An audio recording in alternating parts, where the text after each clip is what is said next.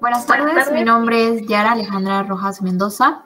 Estudio la carrera de médico cirujano en la Universidad Pablo Guardado Chávez. Esta es la materia de anfiteatro 2, soy del segundo A2. Bueno, el día de hoy vamos a hablar sobre la práctica 8 que habla sobre el mediastino y las características generales del corazón. Bueno, la cavidad mediastinal, vamos a hablar más específicamente del mediastino. Es un compartimiento central de la cavidad torácica que contiene las vísceras y estructuras torácicas, excepto los pulmones. El mediastino se extiende desde la apertura torácica superior hasta el diafragma inferiormente, y desde el esternón y los cartílagos costales anteriores hasta los cuerpos vertebrales torácicos de manera posterior. Bueno, el mediastino se divide como tal en dos partes. Mediastino superior, que se extiende desde la apertura torácica posterior hasta el plano horizontal a través de los discos intervertebrales T4 y T5 posteriormente. A menudo se le conoce como planos transversos del tórax. La región superficial, al ángulo external que contiene el arco aórtico y sus tres ramas, la vena cava superior, las venas brachiocefálicas, la tráquea, el esófago y los nervios frénico y vago y el timo. El mediastino inferior se encuentra en el plano transverso del diafragma, que se divide en tres partes: anterior, medio y posterior. El anterior, en este se contiene al timo, en el medio se contiene al pericardio, al corazón y a las raíces de los grandes vasos, y el posterior contiene al esófago y a los bronquios principales. En la imagen, el mediastino superior es todo lo que se ve sombreado de rojo. El mediastino medio es todo lo que conforma el pericardio que rodea el corazón. El mediastino anterior es lo que se ve sombreado de azul, y el mediastino posterior es el que se ve sombreado de verde. Bueno, ahora hablemos del pericardio. Este es el mediastino medio, que contiene el pericardio, el corazón y las raíces de los grandes vasos, como la aorta ascendente, el tronco pulmonar y la vena carótida superior. El pericardio es una membrana fibrosa que cubre el corazón. Es un saco cerrado compuesto por dos capas. La capa externa es resistente, es pericardio fibroso, y se continúa con el centro tendinoso del diafragma. La superficie interna del pericardio fibroso está tapizado por membrana serosa brillante, la lámina parietal del pericardio seroso. Esta lámina se refleja sobre el corazón y los grandes vasos como una lámina visceral del pericardio seroso. El pericardio seroso se compone principalmente de mesotelio, una capa única de células aplanadas que forman un epitelio que tapiza tanto la superficie interna del pericardio fibroso como la superficie externa del corazón. El pericardio fibroso se continúa superiormente con la túnica adventicia de los grandes vasos que entran y salen del corazón, y con la lámina pretraquial de la fascia cervical profunda.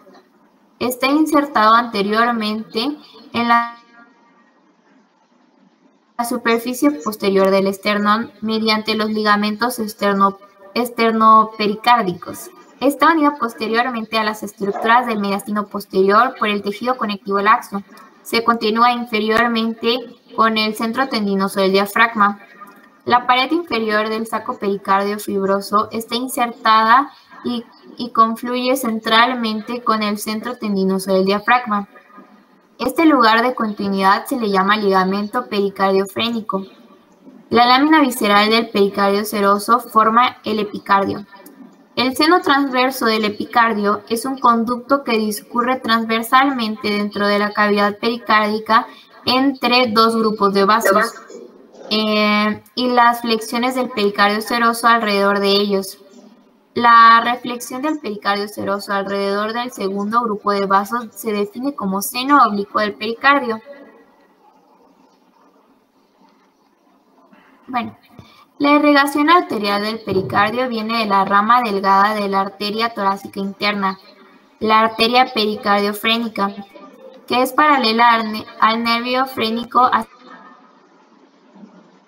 el diafragma. Otras pequeñas contribuciones vasculares para el pericardio proceden de la arteria musculofrénica, una rama terminal de la arteria torácica interna. Las arterias bronquiales, esofágicas y frénicas superiores y ramas de la aorta torácica. La arteria coronaria, que solo irriga la lámina visceral del pericardio seroso, las primeras ramas de la aorta. El drenaje venoso del pericardio está a cargo de las venas pericardiofrénicas, tributarias de las venas brachiocefálicas o de las venas torácicas internas, tributarias variables del sistema venoso azigos. La inervación del pericardio procede de los nervios frénicos, fuente principal de las fibras sensitivas, proporcionan las sensibilidades dolorosas y transportan por esto los nervios. Frecuentemente son referidas hacia la piel de la región supraclavicular homolateral. Los nervios vagos, que su función es intermediaria, y los troncos simpáticos, que son vasomotores. Bueno, ahora hablemos del corazón. El corazón, como todos sabemos, es un órgano del tamaño aproximado de un puño. Está compuesto por tejido muscular y bombea la sangre a todo el cuerpo. La sangre se transporta a todo el cuerpo a través de los vasos sanguíneos, unos tubos llamados venas y arterias. El proceso de transporte de sangre en todo el cuerpo se le llama circulación. En su superficie externa está conformada por un ápex, una base, una cara posterior y una cara anterior. El lado derecho del corazón recibe la sangre poco oxigenada, que es la sangre venosa, procedente del cuerpo a través de la vena cava superior y la vena cava inferior, y la bombea a través del tronco y las arterias pulmonares hacia los pulmones para su oxigenación. El lado izquierdo del corazón recibe la sangre oxigenada o la sangre arterial, procedente de los pulmones a través de las venas pulmonares, y la bombea hacia la aorta para la distribución por el organismo. El corazón tiene 4 cavidades: el atrio derecho, el atrio izquierdo, el ventrículo derecho y el ventrículo izquierdo. Los atrios son las cavidades receptoras que bombean la sangre hacia los ventrículos, las cavidades de eyección. Las acciones sincrónicas de bombeo de las dos bombas atrioventriculares contribuyen al ciclo cardíaco. El ciclo empieza en un periodo de elongación y lleno ventricular, que es la diástole, y finaliza en un periodo de acortamiento y vaciamiento ventricular, que es la sístole. Los ruidos cardíacos, existen dos: un ruido que es loop, que es el primero, cuando la sangre pasa desde los atrios a los ventrículos, y un segundo ruido que es dop, cuando el ventrículo expele la sangre del corazón. Los ruidos cardíacos se producen por el cierre de las válvulas unidireccionales, que normalmente impiden el retorno del flujo sanguíneo durante la contracción del corazón. Hablemos ahora de las capas del corazón.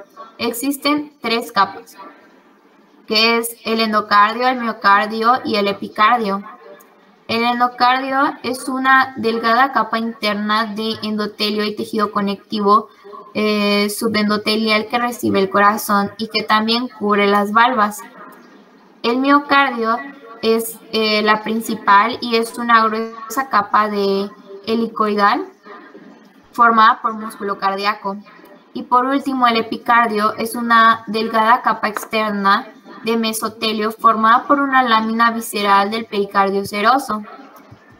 Como conclusión, durante el transcurso de este semestre me gustó mucho la materia, a pesar de que estuvimos en cuarentena.